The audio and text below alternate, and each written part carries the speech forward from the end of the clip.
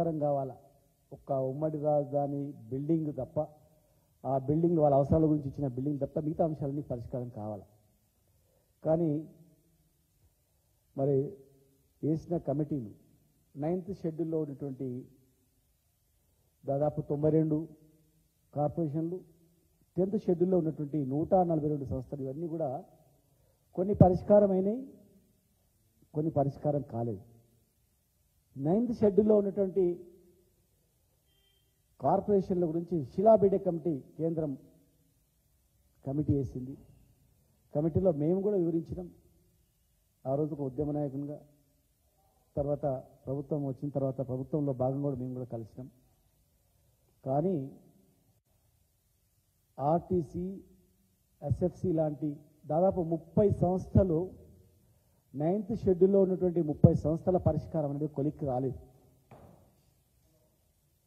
కొలిక్కి రాకుండా అనేక దఫాలుగా చర్చలు జరుపుతున్నా కూడా అవి ఇంకా పరిష్కారం కాలేదు. ఆ విభజన ఎంప్లాయీస్ కావచ్చు, ప్రాపర్టీస్ కావచ్చు, దానికి సంబంధించినటువంటివి. కనుక వేసినటువంటి కమిటీ 10 సంవత్సరాలైనా కాలయాపన చేసిందే తప్ప కమిటీ పరిష్కారం చేయలేదు. కనుక 10 సంవత్సరాలు అయిపోయింది, అవన్నీ షరతులన్నీ అయిపోయినాయి. వెంటనే మరి ప్రభుత్వం 9th షెడ్యూల్లో ఉన్నటువంటి మిగిలిపోయిన అన్ని సంస్థలపైన దృష్టి పెట్టి శాశ్వత పరిష్కారం పైన దృష్టి పెట్టాలని చెప్పి మేము అడుగుతా ఉన్నాం. 10th షెడ్యూల్లో తెలుగు అకాడమీ లాంటి కొన్ని సంస్థలు అవి కూడా పరిష్కారం కాలేదు. సెక్షన్ 75 ప్రకారము స్థానికంగా ఎక్కడ స్థానికతను బట్టి ఆఫీసెస్ను అక్కడే వాళ్ళకి ఇవ్వాలని ఉంది. ప్రధాన కార్యాలయాలు మాత్రమే పరిగణలోకి తీసుకోవాలని ఉంది. కానీ కొన్ని సంస్థల యొక్క ప్రధాన కార్యాలయం మెయిన్ ఆఫీసులు తీసుకోవాలని ఉంటే మెయిన్ ఆఫీసెస్ కాదు, అన్ని ఆఫీసులలో కూడా మాకు భాగం కావాలని చెప్పి ఒక మిత్తండవాదంతో కాలయాపన చేయడం జరిగింది. కేంద్రం కూడా అనేక దఫాలుగా మరి చర్చలు చేసినా,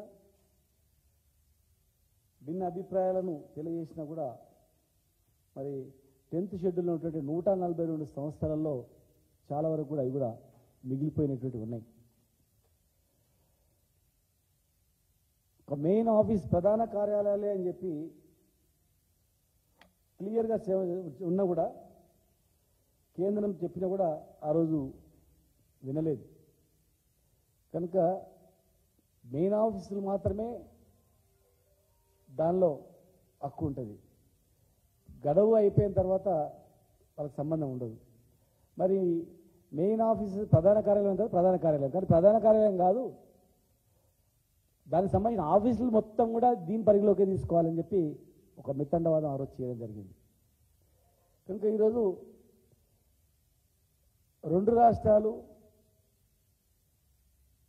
ప్రభుత్వం పైన మేము పోరాటం చేసిన తప్ప ప్రజలపైన కాదు. ఆనాడు కూడా దాన్ని 10 సంవత్సరాల పరిపాలనలో మేము రుజువు చేసినాం. ప్రజలుగా, ఈ దేశ ప్రజలుగా అందరం కలిసి ఉండొచ్చు, కానీ ఈ ప్రాంత హక్కులు మాత్రం కావాస్తే కుదరదని చెప్పి. కనుక ఈరోజు 9th షెడ్యూల్లో 10th షెడ్యూల్లో ఉన్నటువంటి అంశాలను ఇమ్మీడియట్ నిర్ణయం తీసుకోవాల్సిన అవసరం ఉంది. తర్వాత ఉమ్మడి రాజధానికి సంబంధించినటువంటి buildings, lake view guest house కావచ్చు, హెరిటేజ్ బిల్డింగ్ కావచ్చు, సిఐడి ఆఫీస్ కావచ్చు, కొన్ని బిల్డింగ్స్, పెద్ద పెద్ద బిల్డింగ్స్ కూడా వాళ్ళ పరిపాలన సౌలభ్యం గురించి మరి వాళ్ళకు కేటాయించడం జరిగింది. గడువు అయిపోయింది. మరి గడువు అయిపోయిన వెంబడే ఆ ప్రాపర్టీస్ అన్ని కూడా మనం తీసుకోవాల్సిన అవసరం ఉంది. ఈరోజు 2 రాష్ట్రాల మధ్యలో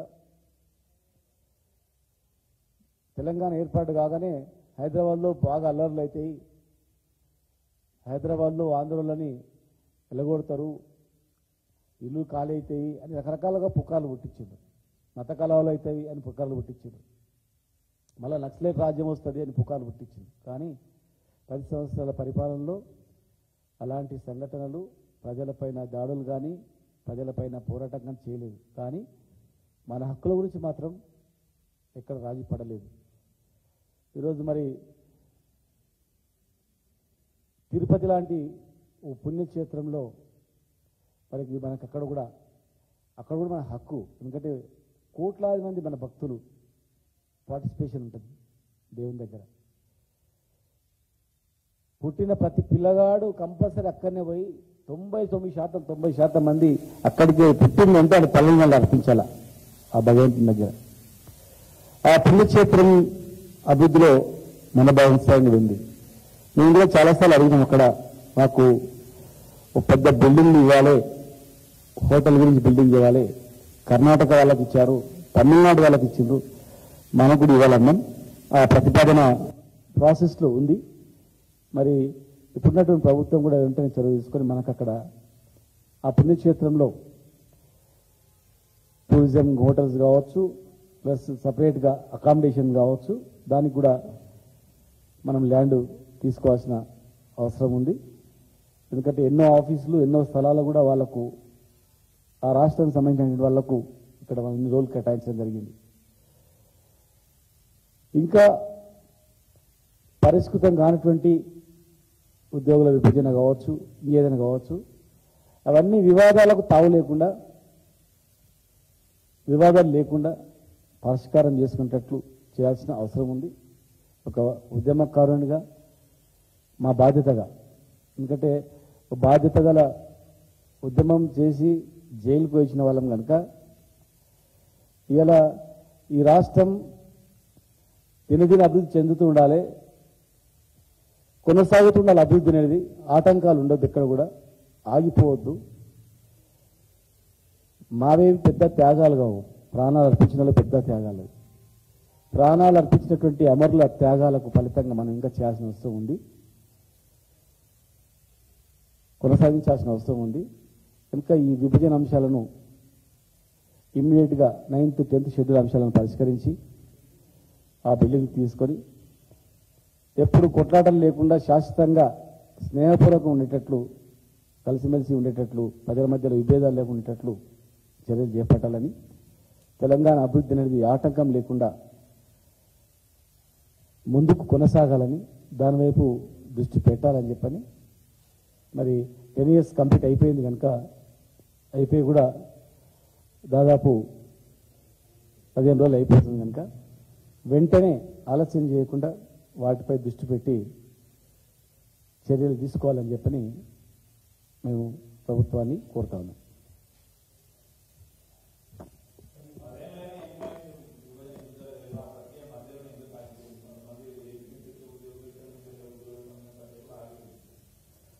అంటే అయ్యేటివన్నీ అయిపోయినాయి. క్లాస్ 4th ఎంప్లాయీస్ని తీసుకొచ్చినాం, చాలామంది ఉద్యోగులు తీసుకొచ్చినాం. చట్టపరంగా అయ్యేటి జరిగేటివన్నీ కూడా జరిగిపోయినాయి. కానీ చట్టానికి వ్యతిరేకంగా కొన్ని ఉన్నటువంటి మా ప్రభుత్వంలో కూడా కొంతమంది అధికారులు ప్రపోజ్ చేయడం జరిగింది, దాన్ని తిరస్కరించడం జరిగింది. దాదాపు పరిష్కారమైన అక్కడక్కడ కొన్ని మిగిలిపోయినట్టుంటే అన్నీ ఒకేసారి అయ్యే అంశాలు కావు. అవన్నీ చాలా వరకు 90% ఉద్యోగుల విభజన సంబంధించినటువంటి పరిష్కారమైన, మిగిలిపోయినవి ఏమైనా ఉంటే చట్టానికి లోబడి అవి పరిష్కారం చేయాలి. ఆ పరిష్కారం అనేది ఒక చిన్న బంట్రోత్ ఉద్యోగం గురించి ఆంధ్రప్రదేశ్, తమిళనాడులో బంట్రోత్ ఉద్యోగాన్ని వదులుకోలేక గొడవలు చేసి వచ్చిండ్రు. అంటే ఒక చిన్న ఉద్యోగి కోర్టులు అనుకుంటా, గుంటూరు కోర్టులో ఒక కోర్టులో ఒక బంట్రోత్ ఉద్యోగి ఇచ్చి రాష్ట్ర విభజన వచ్చింది. మామూలు విషయం కాదు.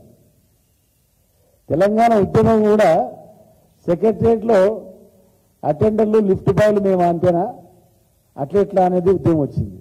కనుక భవిష్యత్తులో అలాంటిది రాకుండా ఉండాలగా. కొంతమంది గురించి మళ్ళీ వివాదాలు తీసుకొచ్చుకొని, కొంతమంది వ్యక్తుల గురించి వాళ్ళ ప్రయోజనం చేయడానికి ఎవరు అధికారులు సిఫార్సు చేయడము, వాళ్ళ ప్రయోజనం గురించి మనం తప్పు చేస్తే మళ్ళీ భవిష్యత్తులో ఇబ్బందులు వస్తాయి. కనుక ఇబ్బందులు కాకుండా జాగ్రత్త వహించి జాగ్రత్తగా ప్రభుత్వం చర్యలు చేపట్టాలా. చాలా వరకు మేము మా ప్రభుత్వం పరిష్కారం చేసినా, మిగిలిపోయినవి ఉన్నాయి, ఇంకా ఉన్నాయి, అన్నీ అయిపోయినాయని చెప్పాము, ఉన్నాయి, అవి కూడా చేపట్టాలా.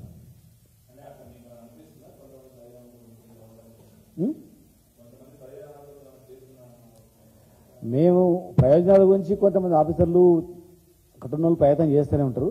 కానీ ప్రభుత్వాలు మాత్రం అప్రమత్తంగా ఉంటాయని మాత్రం తెలుసు. ఎందుకంటే ఇది ఉద్యమంగా తెలంగాణ ఉద్యమం నుంచి వచ్చింది కనుక ఎవరు కూడా సాహసం చేయరు, తప్పులు చేస్తారు అనేది మేమేం అనుకోం, జాగ్రత్తనే వహిస్తారు. ఇది అగ్ని లాంటి ఉద్యమం కదా, ఇది నీరు కప్పిన నిప్పులాగా ఉన్నటువంటి తెలంగాణ ఉద్యమం మళ్ళీ వేసికొట్టింది. అట్లా ఒకవేళ చేస్తే కూడా ఊరుకోరు కదా, నిబంధనలకు విరుద్ధంగా ఎవరైనా అట్లా ప్రయత్నం చేసినా మేమైతే ఊరుకోం. మాకు ఈ రాజకీయ ప్రయోజనాలను దాని గురించి అని కాదు, తెలంగాణ వస్తుందో రాదో అనుకున్న రోజుల్లోనే ఉద్యమం చేసిన వాళ్ళం. తెలంగాణ రాష్ట్రం గురించే ఒక గజితాధికారుల సంఘాన్ని స్థాపించిన వ్యక్తిని, ఒక సంఘాన్నే స్థాపించిన వ్యక్తిని, సంఘం స్థాపించిన రోజే తెలంగాణ రాష్ట్ర ఏర్పాటులో భాగంగానే సంఘం పెట్టినామని చెప్పినటువంటివి సకల జనుల సమ్మె మన్మోహన్ సింగ్ గారు ఉద్యోగులు సకల జనుల సమ్మె తెలంగాణ రాష్ట్రం గురించి చేసిండ్రా. ఇంత గ్రేట్ దేశంలోనే, ఎంతో ఈ భారతదేశంలోనే ఒక రాష్ట్రం గురించి సాక్రిఫైస్ చేసినటువంటి వాళ్ళు ఎంప్లాయీస్ ఉన్నారంటే అది తెలంగాణ రాష్ట్రం ఉన్నారంటే చాలా గ్రేట్ అని చెప్పినటువంటిది ఆనాడు ప్రధానమంత్రి మెచ్చుకున్నటువంటి సంఘటన. కనుక ఖచ్చితంగా ఈ రాష్ట్ర ప్రయోజనాలను మేము కాపాడుకుంటూ ఉంటాం, ప్రభుత్వాలకు సలహాలు చెప్తుంటాం, సూచనలు ఇస్తూ ఉంటాం, అప్రమత్తం చేస్తూ ఉంటాం. పొరపాటు చేస్తే ఖచ్చితంగా దాన్ని సవరించడానికి కూడా మేము చేస్తూ ఉంటాం.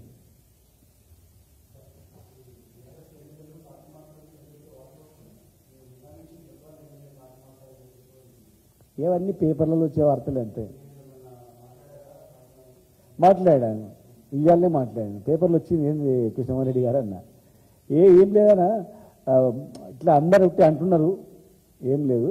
ఒక పని మీద నేను మంత్రి గారి దగ్గరికి వెళ్ళినా, నేను జూపాలి గారి దగ్గరికి ఒక విషయవిధమైన పోతే అది ఎట్లా అంటున్నారు, వాళ్ళే ఎట్లా అంటున్నారు, అట్లేం లేదన్నా అని అన్నాడు వాడికి.